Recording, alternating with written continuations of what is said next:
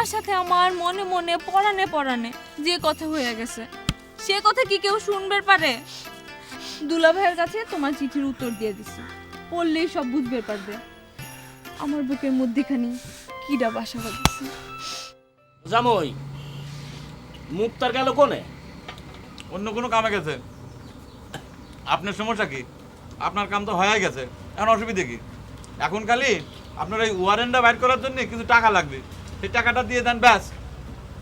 জামই কামটা কি ভালো হইল? হাজারক ফজর আলী আমার প্রতিবেশী মানুষ, তার নামে ওয়ারেন্ট জারি করা হইল, কামটা কেমন হয়? কি যে কন্যা চাচা,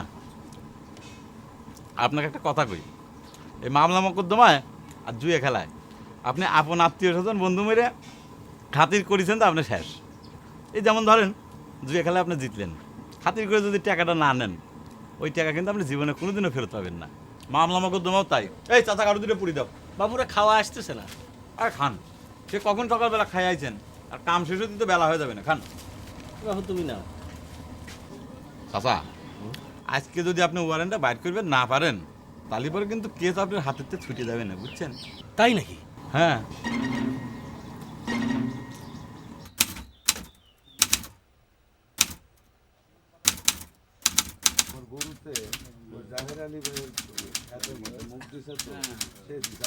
বাবা কালি পেটটা দেন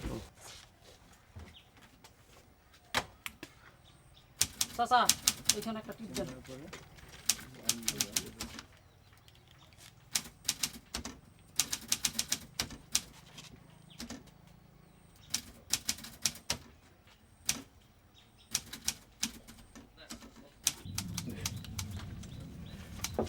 মুক্তার সাহেব, শুনলাম জাহির আলী বলে আমার নামে কেস করে ওয়ারেন্ট বাইর করে ফেলাইছে, তাহলে না সব বোনাইছে কথা।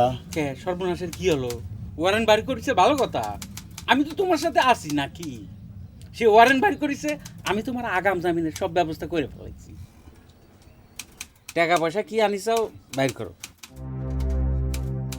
মামলা মোকদ্দমা নিয়ে তোমার কোনো চিন্তা করার দরকার নেই।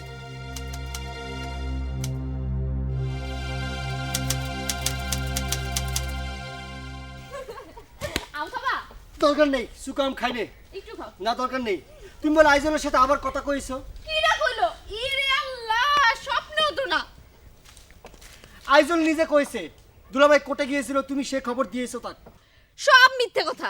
আমার মনে হয় কোর্টে যাওয়ার সময় দূর থেকে দেখিছে আর তোমার মনটা নষ্ট করার জন্য এই মিথ্যে কথা কইছে। তুমি কি তার কথা বিশ্বাস করো?